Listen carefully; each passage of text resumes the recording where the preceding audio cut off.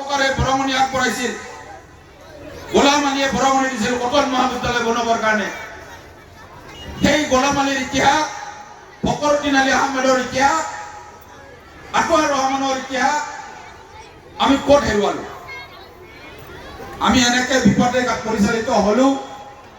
আজি জামাদাৰ বাৰীৰ পৰা ড্ৰাগছ বিক্ৰী কৰা ল'ৰা ছোৱালীক ধৰে, বগৰীগুৰি সৰু সৰু ল'ৰা ছোৱালীক বিভিন্ন সময়ত থানাত গৈ পেলাই ড্ৰাগছৰ কথা ওলায়।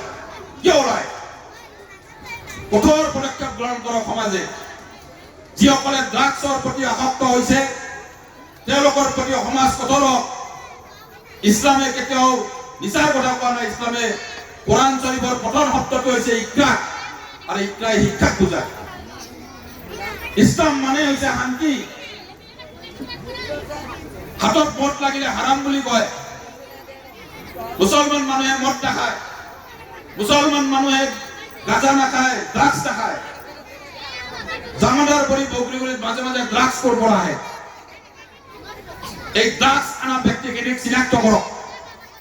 কাৰ পৰিয়ালৰ ল'ৰা ছোৱালী এইবোৰ নচলিব ইয়াত। এইবোৰ কথা আপোনালোকে ইয়াত চলিব নিদিব। কাৰণ মুছলমান সমাজখনে 5 বাৰকৈ নামাজ পঢ়ে। মুছলমান সমাজখনে 5 বাৰকৈ নামাজ আদায় কৰে। বিশ্বৰ এনেকুৱা এটা জাতি আপোনালোক ৰাতিপুৱা একদম ৰাতিপুৱা আপোনালোকে আল্লাহক স্মৰণ কৰে। হিন্দু মানুহে কিন্তু মন্দিৰত যায়, পুৱতি নিশা আপোনালোকে নামাজ আদায় কৰে। এনেকুৱা এটা আধ্যাত্মিক জাতি আপোনালোকে যদি অলপ শিক্ষাৰ ওপৰত গুৰুত্ব দিয়ে, এইখন সমাজ অধিক শক্তিশালী হ'ব। ইয়াত কোনো হিন্দু মুছলমানৰ কথা, যিসকলে কোনোবাই মুছলমান বুলি গালি পাৰিছে ছচিয়েল মিডিয়াত আপোনালোকে গালি নাপাৰিব। সমাজত এক শ্ৰেণীৰ ভাইৰাছ বাহিৰ হৈছে, ভাইৰাছ। তেওঁলোকে মুছলমানক মুছলমান বুলি গালি পাৰি ৰাজনৈতিক মুনাফা আদায় কৰে। কোনো ল'ৰা ছোৱালী আপোনালোকে এই ছচিয়েল মিডিয়াত আপোনালোকে সেই কাজিয়াত অংশগ্ৰহণ নকৰিব, কৰিব দিয়ক তেওঁলোকক।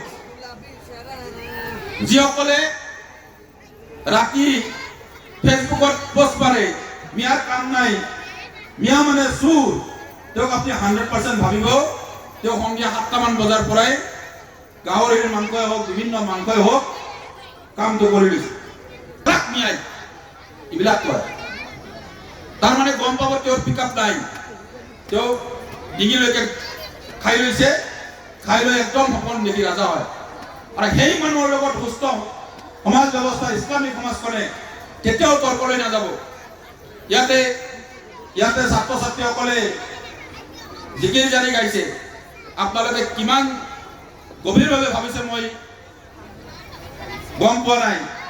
ইয়াতে কিন্তু জিকিৰত কৈছে, কি কৈছে? হিন্দু কি মুছলমান একে আল্লাহৰ ফৰমান, মোৰ মনত ভেদভাৱ নাই। 1 ঘণ্টামান আগতে এইখন মঞ্চত গাইছে। মোৰ মনত ভেদভাৱ নাই অ আল্লাহ, মোৰ মনত ঘিন পৰ নাই অ আল্লাহ। হিন্দু কি মুছলমান একে আল্লাহৰ সন্তান, মোৰ মনত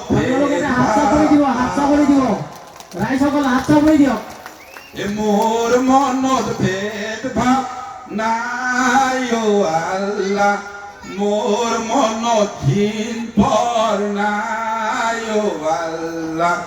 হিন্দু কি মুছলমান একে আল্লাহৰ সন্তান, মোৰ মনত ঘিন পৰ নাই। হিন্দু মুছলমানৰ মাজত একো বিভেদ নাই, একো ভাগ নাই, মিছা কথা। আপোনাৰ হাত কাটক, তেজ ৰঙা ওলাব, মোৰ হাত কাটক, তেজ ৰঙা ওলাব।